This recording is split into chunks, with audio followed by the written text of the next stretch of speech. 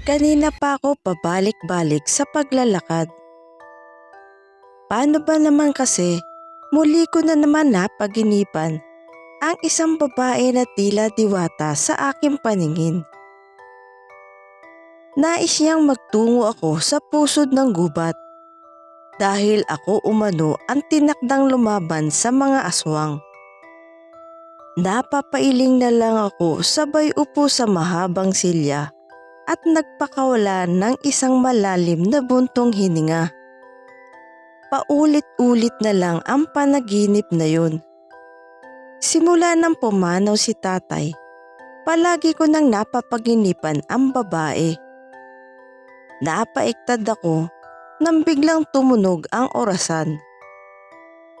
12:00 na, wika ko sa aking sarili. Pakiwari ko ay may naguudyok sa aking mga paa na lumabas ng bahay. Gustuhin ko mang manatili lang sa silid ay di ko magawa. Namalayan ko na lang na tinatahak ko na ang daan patungo sa pusod ng gubat. Ang nakapagtataka ay may narinig akong boses na nagtuturo ng daan. Wala sa sariling sinundan ko ang tinig na aking narinig. Lakad takbo ang aking ginawa sapagkat palayo ng palayo ang boses. Napahinto ako sa pagtakbo nang mapansin na nasa pusod na ako ng gubat. Nakaramdam ako ng biglang takot nang mapagtatong mag-isa lang ako. Akmang lilisanin ko ang gubat nang bigla na lang nanggagalaiti ang langit. Sunod-sunod na dumadagundong ang nakakakilabot na kulog sa langit. Umihip na rin ng malakas ang hangin at naging kulay itim ang kalangitan. Nagbabadya ito ng masamang panahon. Hahakbang na sana ako, subalit bigla na lang kumidlat. Napasiksik ako sa ilalim ng puno nang bumuhos ang masaganang ulan. Muling kumulog at kumidlat na mas lalong nagpatakot sa aking sistema. Nanginginig ako sa lamig dulot ng walang tigil na ulan at hangin. Tatakbo na sana ako, ngunit bigla na lang kumidlat ng malakas na halos nagpailaw sa paligid ng gubat. Tumama ito sa mismong harapan ng puno kung saan ako nakasiksik. Pakiramdam ko katapusan ko na ng mga sandaling iyon. Unti-unting humina ang ulan hanggang sa tuluyan itong huminto. Naibsan na rin ang takot na pumabalot sa akin. Tinungo ko ang lupa na parang nabutas nang matamaan ng kidlat. Matamang kong itong pinagmasdan hanggang sa may napansin akong kumikinang na bagay. Nilapitan ko ito kahit nangangatog pa ako sa ginaw. Para itong pangil kung tignan mabuti. Kumikinang ito na parang inaaya akong hawakan siya. Pinulot ko ito upang mas matignan ng malapitan, subalit bigla na lang akong nangisay. Pakiramdam ko, libo-libong boltahe ng kuryente ang pumasok sa aking katawan. Sumigaw ako ng malakas na di ko na lang namalayan ang kuryenteng dumaloy sa aking mga ugat. Habang sumisigaw ako, ay nagsilabasan naman ang mga kuryente sa aking dalawang palad, sa mata hanggang sa buo kong katawan. Nangihinang napaupo ako sa lupa nang mahimasmasan ako. Pinagmasdan ko ang paligid. Maraming mga puno ang natumba at may mga bakas rin ng kuryente. Dumako ang aking tingin sa tila kambal na puno dahil magkadikit ang dalawa. Napalunok ako nang masilayan ang isang babae na nakasuot ng puting bestida. Patungo ito sa aking kinaroroonan habang walang kurap na nakatingin sa akin. Sa isang iglap ay nasa harapan ko na ang babae. Ang sabi niya sa akin na ako na ang bagong tagapangalaga ng mutya ng kidlat. Obligasyon ko na rin ngayon ang tumulong sa aking kapwa at puksain ang mga halimaw na naglipa na sa aming baryo.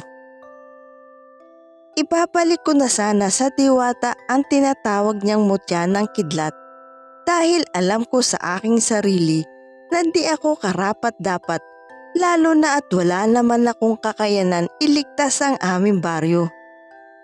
Ngumiti lang sa akin ang Diwata, ngunit bago tuluyan naglaho ay sinabi pa niya na sa kabutihan ko lang gagamitin ang mutya. Umuwi ako sa bahay, dala ang mutya ng kidlat.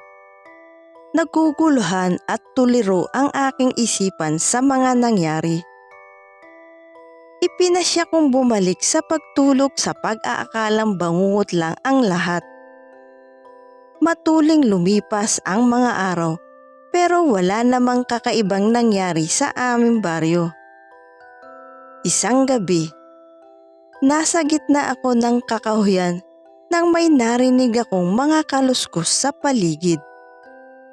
Maigi akong nakiramdam hanggang sa nakarinig din ako ng mga pagaspas sa himpapawid. Uminit bigla ang mutya ng kidlat na aking suot, hudyat na may panganib na paparating. Mabilis kong hinawakan ang mutya at parang bigla akong nakaramdam na lumakas at naging mabilis ang aking kilos. Naging matalas din ang aking pag-iisip. Mabilis na bumalik ako sa aming baryo nang mapansin na patungo doon ang mga pagaspas at kaluskos na aking narinig. Narating ko ang kapatagan ng baryo at doon ay nasilayan ko ang mga naglipa ng aswang.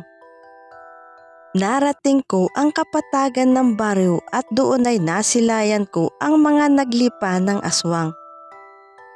Walang patid ang pagsakmal ng mga ito sa mga nakatira sa baryo. Tanging iyakan, dala ng takot ang aking narinig. Ibinuka ko ang aking dalawang palad at mula doon ay lumabas ang kuryente. Pinuntirya ko ang 3 aswang na may hawak na sanggol at akmang kakainin na ng mga ito. Nang lumingon ang 3 aswang, kapwa nanlilisik ang mga titig nito sa akin. Sabay-sabay na sumugod ang 3 sa akin, ngunit dahil sa taglay kong bilis ay agad nakailag ako sa kanilang mga atake. Nahagip ko ang braso ng isa sa 3 aswang at mahigpit ko itong hinawakan. Gamit ang kanan kong palad, itinapat ko ito sa kanyang puso. Agad na dumaloy ang boltaheng kuryente na agad na nagpahina sa aswang. Ganon din ang sinapit ng 2 natirang aswang. Nagulat ang iba pang mga aswang sa ipinakita niyang lakas at liksi. Mas lalong nagalit ang iba pang mga aswang. Iniwan ng mga ito ang kani-kanilang mga biktima at hinarap ako. Pinalibutan nila ako kaagad, ngunit hindi ako nagpatinag. Dumaloy pa rin ang kuryente sa buo kong katawan. Hindi ko inalis ang aking titig sa mga aswang, ngunit ilang sandali lang ay napaatras ang mga ito sa di ko malamang dahilan. Nababaka sa mukha ng mga ito ang takot, ngunit alam kong hindi ito aatras basta-basta. Nauunawaan ko kung ano ang nais nilang gawin. Inihanda ko ang aking sarili at mabilis na pinatamaan ng kidlat ang mga nilalang na naunang sumugod. Inihinto ko ang paggamit sa kidlat at kinuha ang matalim na itak na nakasukpit parati sa aking tagiliran. Iwinasiwas ko ito sa ere at mabilis na sinugod ang mga nilalang. Hindi nila ako nagawang patamaan ng kanilang matatalas na kuko dahil na rin sa aking bilis at tulong ng mutya ng kidlat. Patuloy pa rin akong nakikipaglaban sa mga aswang kahit mag-isa lang ako. Pinairal ko ang talas ng aking isip nang sa ganon makahanap ako ng paraan upang mapuksa agad ang mga halimaw. Sa sulok ng aking mga mata, tanaw ko ang mga taong takot na tumatakas.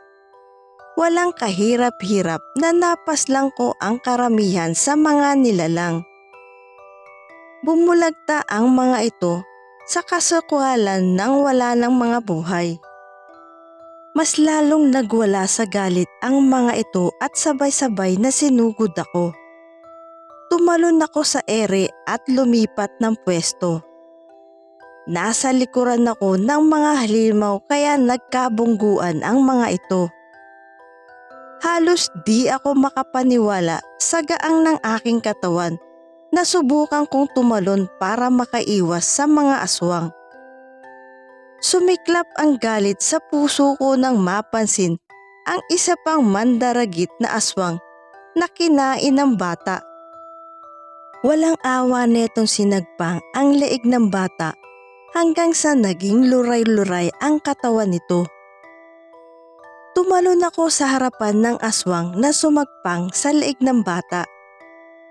Nag-apoy sa galit ang aking mga mata at buong lakas na binali ko ang leeg ng nilalang. Umangil ang 5 halimaw na natitira at marahas na hinablot nito ang mutya ng kidlat sa aking leeg. Sa kasamaang palad biglang uminit ang mutya na naging dahilan kaya nasunog ang isa pang aswang.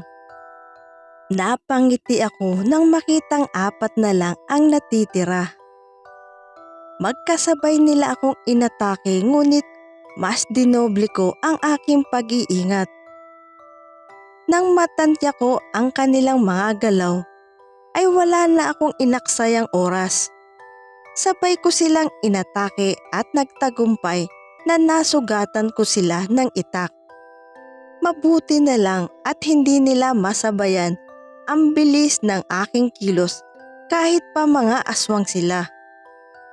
Napalingon ako sa likuran nang makarinig ako ng sigaw. Subalit isa lang pala itong patibong upang malingat ako. Bigla akong sinunggaban ng mga nilalang at naiwas-iwas sa ere. Tumama ang katawan ko sa isang bato, ngunit dahil sa tulong ng mutya, para lang akong bulak na bumagsak sa lupa, kaya agad akong nakabawi. Mabilis na bumalik ang aking lakas at unti-unting naghilom ang maliit kong mga sugat. Sa huling pagkakataon, muli kong sinugod ang mga natitirang aswang at walang awa ko silang pinagtataga. Lumikha ng malakas na ingay ang pagbagsak ng kanilang mga katawan. Nangihinang napaupo ako at sumandal sa bato kung saan tumama ang aking likod. Pinagmamasdan ko ang mga taga-baryo na naghihinagpis dahil sa pagkawala ng kanilang mga mahal sa buhay. Sa kabila nito, may sumilay na pag-asa sa kanilang mga mukha. Bawat isa ay nagtutulungan upang alalayan ng lahat. Hindi ko napigilan ang paglandas ng masaganang luha sa aking mga mata. Nahahabag ako sa sinapit ng nakahandusay na bangkay sa daan at sa mga bawat sulok ng baryo. Halos mga musmos at mga walang alam kundi maglaro ang mga nabiktima ng mga halimaw. Hindi ko lubos maisip ang sakit na kanilang nadarama habang hinuhugot ng mga aswang ang kanilang mga laman loob. Pinahid ko ang aking luha at saka paika-ika akong naglakad patungo sa mga tanod. Tumulong ako sa paghahakot ng mga bangkay. Halos lahat ng mga nakaligtas ay nagpapasalamat sa akin.